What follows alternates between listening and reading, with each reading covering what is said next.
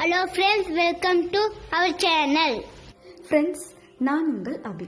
இன்னைக்கு நம்ம இந்த வீடியோவில் என்ன பார்க்க போறோம்னா ரொம்ப சூப்பரான நம்ம வீட்டில் செஞ்ச நான்வெஜ் விருந்து vlog தாங்க பார்க்க போறோம். இவ்வளோ சிம்பிளான முறையில் ரொம்ப டேஸ்டியான ரெசிபிஸ் எல்லாம் ரொம்ப குறைவான டைமில் செய்ய முடியுமான்னு கண்டிப்பாக உங்கள் எல்லாத்துக்குமே ஆச்சரியமாக இருக்க போதுங்க. இந்த நான்வெஜ் விருந்து செய்கிறதுக்கு ரொம்ப அதிகமான டைமெல்லாம் எனக்கு தேவையே படலைங்க. ரொம்ப சீக்கிரமே செஞ்சு முடிச்சாச்சு. ஸோ அதனால உங்கள் கூட இந்த வீடியோ ஷேர் பண்ணிக்கணும் அப்படிங்கிறதுக்காக தான் வந்துட்டு நான் இதை எடுத்திருந்தேன். அதே சமயத்தில் நான் இதை சாப்பிட்டு பார்க்கும்போது வேறு லெவல் டேஸ்ட்டாக இருந்துச்சுங்க. இப்போ போன ஞாயிற்றுக்கிழமை தான் வந்துட்டு இந்த விருந்து நம்ம வீட்டில் செஞ்சுருந்தோங்க. ஃபஸ்ட்டு வந்துட்டு மீனை ரெடி பண்ணிடலாம் அப்படிங்கிறதுக்காக மீனை வந்து நல்லா சுத்தம் பண்ணி கழுவி எடுத்துட்டு அதை வந்து இப்போ நம்ம நல்லா மசாலாலாம் தடவி வச்சுக்கலாம். அது நல்லா ஊறி நம்ம அதை பொரிச்சு எடுத்து சாப்பிடும்போது நமக்கு ரொம்பவே அருமையான டேஸ்ட் கிடைக்கும். கரெக்டுங்களா? அதுக்காக இப்போ மசாலா தடவி வைக்கிறதுக்காக பேஸ்ட் ரெடி பண்ணிட்டு இருந்தேன். ஒரு மிளகாய்த்தூள் வந்துட்டு ஒரு 7-8 ஸ்பூன் சேர்த்துருந்தேன். கூடவே தேவையான உப்பு 3 ஸ்பூன் அளவுக்கு மல்லித்தூள் சேர்த்தாச்சுங்க. அதில் ஒரு கொஞ்சமாக எண்ணெய் விட்டுட்டு அதை அப்படியே நல்லா பேஸ்ட் மாதிரி எடுத்து இதன் மேலே நல்லா தடவி வச்சுட்டு இருந்தேன்.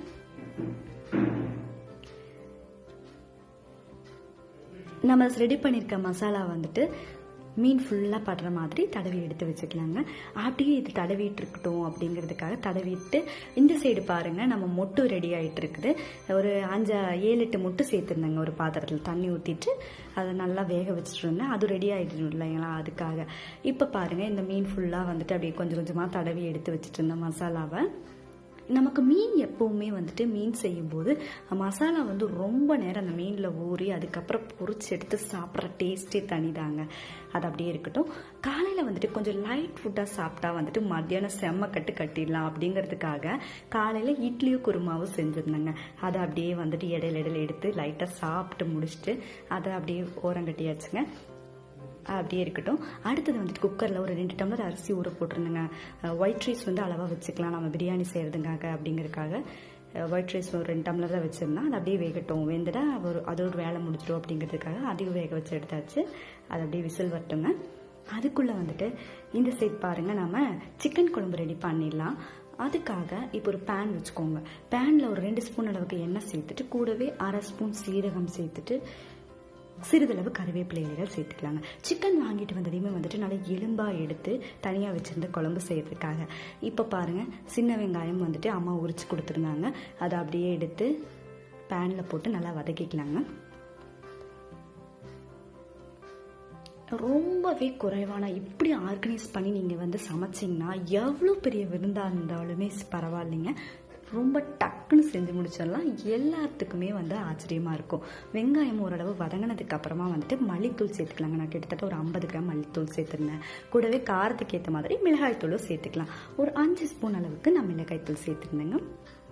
இதை அப்படியே நல்லா வதக்கி விடுங்க. கூடவே ஒரு பிஞ்ச் அளவுக்கு மஞ்சள் தூள் சேர்த்துட்டு நல்லா மிக்ஸ் பண்ணி விட்டுடலாங்க. இப்போ ஒயிட் ரைஸ் வெந்துருச்சு. அதை அப்படியே இறக்கியும் வச்சாச்சு. இது நல்லா ஓரளவு ஆறினதுக்கு அப்புறமா நம்ம மிக்சி ஜாரில் போட்டு இதை பேஸ்ட் மாதிரி அரைச்சி எடுத்துக்கலாங்க. இந்த பேஸ்ட்டில் நம்ம என்ன பண்ணலான்னா இப்போ எலும்பெல்லாம் எடுத்து வச்சுருக்கோம் இல்லைங்களா சிக்கனை, அது ஒரு பாத்திரத்தில் போட்டுக்கலாம். கூடவே வந்துட்டு நம்ம அரைச்சி வச்சுருக்கிற பேஸ்ட்லேருந்து ஒரு 2 ஸ்பூன் மட்டும் எடுத்து இதுக்குள்ளார சேர்த்துட்டு ஒரு 2 டம்ளர் அளவுக்கு தண்ணி சேர்த்துருந்தேங்க. நம்ம வந்து ரசம் வைக்கும்போது இந்த மாதிரி நல்லா எலும்பு கொதிச்சதுக்கு அப்புறமா அதுலேருந்து தண்ணி எடுத்து ரசம் வச்சோம்னா ரொம்பவே அருமையாக இருக்குங்க. அது அப்படியே கொதிக்கட்டும். அதுக்குள்ளே 2 கப் வந்துட்டு ரத்தம் வாங்கிட்டு வந்திருந்தோங்க. சரி, ரத்த பொரியல் செஞ்சு ரொம்ப நாள் ஆச்சுல்ல, நம்ம வந்துட்டு நான்வெஜ் விருந்து செய்யும்போது இதுவும் இருந்தால் ரொம்பவே சூப்பராக இருக்கும் அப்படிங்கிறதுக்காக ரத்தமும் வாங்கி வச்சுருந்தோம். இதில் ஆல்ரெடி உப்பு சேர்த்துருந்தாங்க. அதனால் நம்ம ரத்தத்துக்கு எப்பயுமே வந்துட்டு உப்பு வந்து சேர்க்கும்போது பார்த்துட்டு தாங்க சேர்க்கணும். இப்போ ஒரு பேன் வச்சுக்கலாங்க. அதில் ஒரு 2 ஸ்பூன் அளவுக்கு எண்ணெய் சேர்த்துக்கலாம். எண்ணெய் சூடானதுமே சிறிதளவு கடுகு சேர்த்து நல்லா பொரிஞ்சு வரட்டுங்க. இப்போ நம்ம இதை ரத்தத்தை வறுத்தெடுக்க போகிறோம். கூடவே வந்துட்டு கடலைப்பருப்பு சிறிதளவு சேர்த்துக்கோங்க. அடுத்துதான் கறிவேப்பிலை இலைகள் சேர்த்தாச்சு.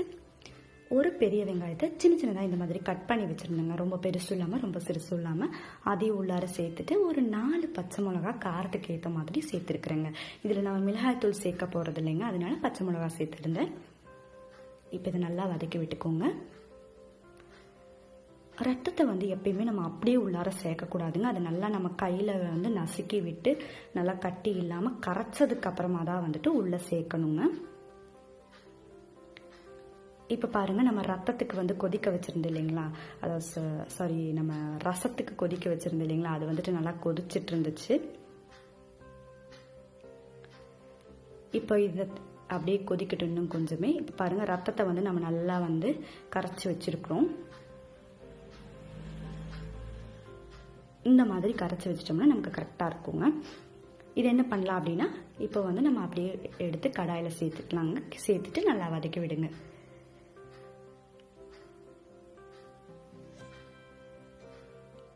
இப்போ வந்து நம்ம இதில் நான் சொன்னேன் இல்லைங்களா, ஆல்ரெடி உப்பு சேர்த்துருப்பாங்க கெடாமல் இருக்கிறதுக்காக அப்படின்னு. இப்போ தேவையான அளவு மட்டும் உப்பு கொஞ்சமாக சேர்த்துட்டு 1 ஸ்பூன் அளவுக்கு குருமிளகுத்தூள் தூவி விட்டுக்கலாங்க. நம்ம இதை வெந்ததுக்கு அப்புறமா சாப்பிடும்போது அவ்வளோ ஒரு சூப்பரான டேஸ்ட்டாக இருக்கும். அதனால குருமிளகுத்தூள் சேர்த்தாச்சுங்க. இது அப்படியே வேகட்டும். இப்போ நம்ம வந்துட்டு ரசத்துக்காக ஒரு பாத்திரத்தில் பெரிய தக்காளி பழமாக இருந்தங்காட்டி அரைவாசி தக்காளி பழம் எடுத்துருந்தேங்க.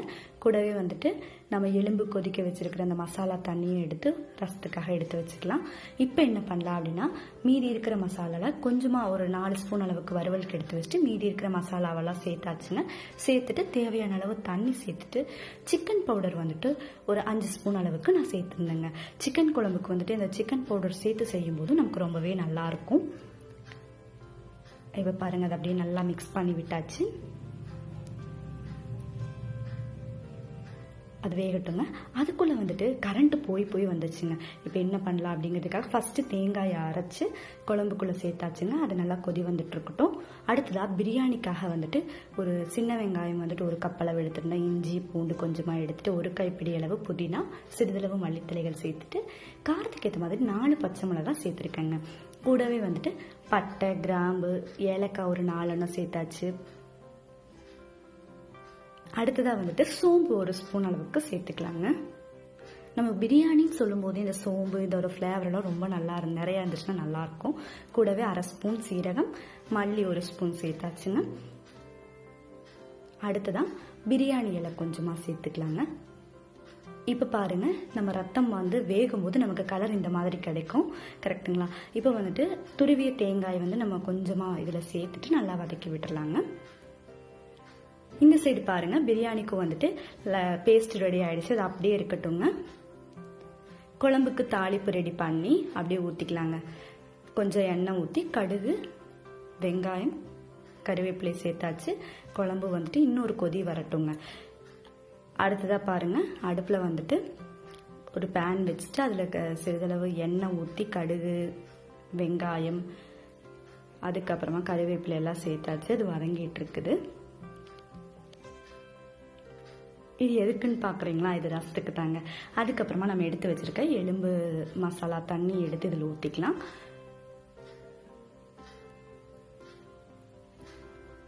இந்த மாதிரி ரசம் வைக்கும்போது நமக்கு வேற லெவல் டேஸ்ட்டாக இருக்குங்க. நீங்கள் இப்படி வைக்கலீங்கன்னா இந்த மாதிரி செஞ்சு பாருங்க.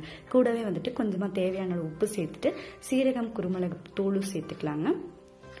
இப்போ பாருங்க, நம்மளோட சிக்கன் குழம்பு ரொம்ப வாசனையோட ஒரு பர்ஃபெக்ட் டேஸ்டோட ரெடி ஆயிடுச்சு. இந்த சைடு மேலால மல்லித்தலை போட்டு அப்படியே இறக்கி வச்சிடலாங்க. இந்த சைடு பாருங்க, அப்படியே ரசமும் வந்துட்டு நல்லா ரெடி ஆயிட்டு இருக்கு. கொஞ்சமா மல்லித்தலை தூவிக்கலாம். நுரக்கட்டனதையும் வந்துட்டு நம்ம ஆஃப் பண்ணி இன்னொரு பாத்திரத்துல மாத்திக்கலாங்க. அப்படியே ஒரு ரசத்தெல்லாம் பார்க்கும்போது எப்படா சாப்பிடுவோன்னு வெயிட் பண்ணிட்டே இருந்தேங்க. இந்த சைடு பாருங்க, நம்ம இனி அடுத்தது வந்துட்டு பிரியாணி ரெடி பண்ணிடலாம் அப்படிங்கிறதுக்காக ஒரு 4 ஸ்பூன் அளவுக்கு நெய் சேர்த்தாச்சுங்க குக்கர்ல. அடுத்ததாக வந்துட்டு எண்ணெய், நம்ம தேவையான அளவு எண்ணெய் சேர்த்துக்கலாம். பிரியாணிக்கெல்லாம் எப்பவுமே நிறைய எண்ணெய் சேர்த்து செய்யும்போது ரொம்பவே அருமையான டேஸ்ட்டாக இருக்குங்க. இப்போ வந்து நம்ம பிரியாணிக்கு தேவையான அந்த பிரியாணி இலை, ரோசாப்பூ மொக்கு இதெல்லாமே உள்ளே சேர்த்துட்டு ஏலக்காயும் சேர்த்துக்கலாங்க. சோம்பு இதெல்லாம் கொஞ்சமாக சேர்த்தாச்சு. இப்போ ஒரு 3 பெரிய வெங்காயத்தை வந்துட்டு நல்லா நீளமாக கட் பண்ணி வச்சுருக்கேங்க. அதையும் உள்ளே சேர்த்துட்டு நல்லா வதக்கி விடலாங்க. அன்னைக்கு ஒரு டேவே வந்துட்டு ரொம்ப ரொம்ப பிஸியாக போயிட்டு இருந்துச்சுங்க. ரொம்பவே நல்லா இருந்துச்சு. இவ்வளோ சீக்கிரம் செய்ய முடியுமா இவ்வளோ விருந்தா அப்படின்னு சொல்லிட்டு கண்டிப்பாக எனக்கே ரொம்ப ஆச்சரியமாக இருந்துச்சுங்க. அதே மாதிரி இதை சாப்பிடும்போது ஒவ்வொன்றும் அவ்வளோ ருசியாக இருந்துச்சுங்க. ரொம்ப குறைவான டைமில் செய்கிறதா இருந்தால் கூட இவ்வளோ ருசியாக இருக்குமான்னு அன்னைக்கு தான் எனக்கு ஆச்சரியமாக தோணுச்சு. இப்போ இதுலேயே கொஞ்சமாக உப்பு சேர்த்துட்டு நல்லா வதக்கி விட்டுடலாங்க. நமக்கு எப்பவுமே பிரியாணிக்கெல்லாம் நல்லா கோல்டன் ப்ரௌன் கலரில் வரணும் வெங்காயம். அப்படியே வதங்கட்டும். அது கூடவே வந்துட்டு ஒரு பெரிய தக்காளி பழமாக ஒன்று சேர்த்துட்டு கூடவே கொஞ்சமாக மல்லித்தலை கொஞ்சமாக புதினா தலையும் சேர்த்தாச்சுங்க. நல்லா மிக்ஸ் பண்ணி விடுங்க. நீங்கள் ஏன் கூடவே செஞ்சுட்டு வாங்க. டக்குன்னு நீங்களும் வந்துட்டு உங்கள் வீட்டில் ரொம்ப அருமையான நான்வெஜ் விருந்தை ரெடி பண்ணிடலாங்க. இந்த ஒவ்வொரு ரெசிபியுமே எப்படி செய்யறது அப்படிங்கிறதுக்கான லிங்க் வந்துட்டு நான் ஆல்ரெடி நம்ம சேனலில் வந்து அப்லோட் பண்ணியிருக்கோங்க. அந்த வீடியோஸ் எல்லாமே வந்துட்டு அப்லோட் பண்ணியிருக்கோம். அதுக்கான லிங்க் வந்து நான் டிஸ்கிரிப்ஷனில் கொடுத்துறேன். நீங்கள் பார்த்து ரொம்ப ஈஸியாக செஞ்சு முடிச்சிடலாம்.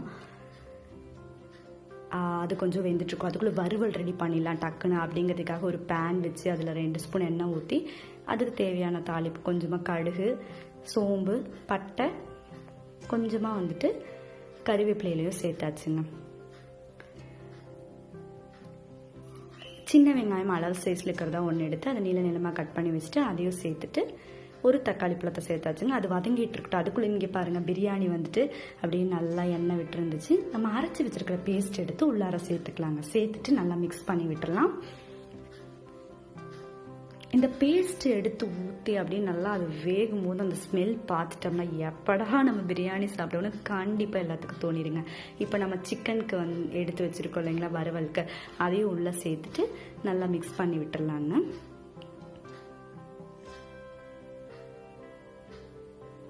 இப்போ பாருங்கள் அந்த நம்ம சேர்த்துருக்க மசாலா அப்படியே எண்ணெய் பிரிய ஆரம்பிக்குது. இந்த சமயத்தில் வந்துட்டு நம்ம 1 ஸ்பூன் அளவுக்கு மிளகாய்த்தூள் சேர்த்துக்கலாங்க. கூடவே கரம் மசாலா 1 ஸ்பூன், மல்லித்தூள் 1 ஸ்பூன் சேர்த்துட்டு ஒரு பிஞ்ச் அளவுக்கு நம்ம மஞ்சள் தூள் சேர்த்து இதை நல்லா மிக்ஸ் பண்ணி விட்டுறலாங்க.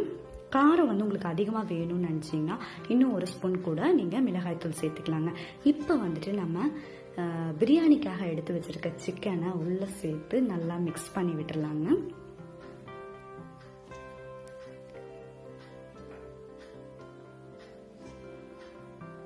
இதை நம்ம அப்படியே எடுத்து சாப்பிடும்போது அவ்வளோ ஒரு சூப்பராக இருக்குங்க. இது செய்யும்போதே வந்துட்டு அப்படியே பசியாக இருந்துச்சு. இப்படா செஞ்சு முடிப்போம் தான் தோணிட்டு இருந்துச்சு. இப்போ பாருங்கள் நம்ம எடுத்து நான் சொன்னேன் இல்லைங்களா, நம்ம குழம்பு கரைக்கும் போது எடுத்து அரைச்சி வச்ச மசாலாவில் கொஞ்சம் எடுத்து வச்சிருக்கேன் இல்லைங்களா, ஒரு 4 ஸ்பூன் அதையும் உள்ளே சேர்த்துட்டு கூடவே 1 ஸ்பூன் மிளகாய்த்தூள், 1 ஸ்பூன் வந்துட்டு கரம் மசாலா சேர்த்துக்கோங்க. தேவையான அளவு உப்பு சேர்த்துட்டு நல்லா மிக்ஸ் பண்ணி விட்டுருங்க. மல்லித்தூள் வேணும்னாலும் நீங்கள் 1/2 ஸ்பூன் அளவுக்கு சேர்த்துக்கோங்க. இதை நல்லா அப்படியே கலந்து விடுங்க. நம்ம சிக்கனுக்கு வறுவல் செய்யும்போது வந்துட்டு அதிலே தண்ணி விடாதுன்னா நம்ம தண்ணி சேர்க்க வேண்டாம். இப்போ இந்த சைடு பிரியாணிக்கு வந்துடுங்க. இதில் வந்துட்டு நல்லா மீடியம் ஃப்ளேமில் இருந்துட்டு இருக்கும். அப்போ வந்து நம்ம என்ன பண்ணாலும் தயிர் ஊற்றும் போது அடுப்பை நல்லா சிம்மில் வச்சுட்டு தயிர் ஊற்றி நல்லா கலந்து விடுங்க. அது ஒரு 2 நிமிஷம் ஆனதுக்கப்புறமா நம்ம ஊற வச்சிருக்க அரிசி எடுத்து உள்ளே சேர்த்துடலாங்க. நான் இன்னைக்கு ஒரு 3.5 டம்ளர் அளவுக்கு அரிசி ஊற வச்சுருந்தேன் 1/2 மணி நேரத்துக்கு முன்னாடியே. இப்போ அதை எடுத்து போட்டு நல்லா மிக்ஸ் பண்ணி விட்டுறலாங்க. நம்ம எப்பவுமே வந்து தண்ணி சேர்க்கறதுக்கு முன்னாடி இப்படி அரிசி சேர்த்து நல்லா கலந்து மிக்ஸ் பண்ணி ஒரு 2 நிமிஷம் விட்டுட்டு அதுக்கப்புறம் தண்ணி ஊற்றும் போது நமக்கு அரிசி ஒன்றோட ஒன்று ஒட்டாமல் நல்லா உதிரி உதிரியாக வருங்க. இப்போ ஒரு 2 நிமிஷம் ஆயிடுச்சு. அதுக்கப்புறம் அரிசிக்கு தேவையான அளவு தண்ணி சேர்த்துக்கலாங்க. நான் 3.5 டம்ளர் அரிசி எடுத்துருக்கங்காட்டி ஒரு 7 டம்ளர் அளவுக்கு தண்ணி சேர்த்துருந்தேன். தண்ணி சேர்த்துட்டு நல்லா கலந்து விட்டுடலாங்க. இப்போ உப்பு பார்த்துக்கோங்க. உப்பு பத்தலைன்னா மட்டும் கொஞ்சமாக ஆட் பண்ணிக்கோங்க. அது வாட்டுக்கு ஒரு 2 விசில் வந்துருச்சு. பிரியாணியும் ரெடி ஆயிரும். இப்போ பாருங்கள் நம்ம செஞ்சு வச்சுருக்கிற ரத்தம் இதெல்லாம் வந்து தனித்தனியாக எடுத்து வச்சுருந்தோம். அடுத்ததான் வந்துட்டு மீனும் வந்து இந்த சைட் பொரிக்க ஆரம்பிச்சிட்டோம். பாருங்கள் பிரியாணி வந்து 2 விசில் வந்துருச்சு. ரொம்பவே அருமையாக ரெடி ஆயிடுச்சு. இப்போ அப்படியே நம்ம எடுத்து சாப்பிட்ற வேண்டியதாங்க. வறுவல் வச்சாச்சு, முட்டையும் ரெடி ஆயிடுச்சு, மீன், பிரியாணி அப்படியே வந்துட்டு குழம்பையும் எடுத்து ஊற்றியாச்சுங்க. ஒரு பர்ஃபெக்டான நான்வெஜ் விருந்து நம்ம வீட்டிலேயே ரொம்ப குறைவான டைமில், அது இவ்வளோ குறைவான டைமில் இவ்வளோ டேஸ்ட்டாக செய்ய முடியுமான்னு எல்லாத்துக்குமே ஆச்சரியமாக இருக்குங்க. அவ்வளோ சீக்கிரமாக செஞ்சு முடிச்சாச்சு. இதை வந்து உங்கள் வீட்லேயும் நீங்கள் ட்ரை பண்ணி பாருங்கள்.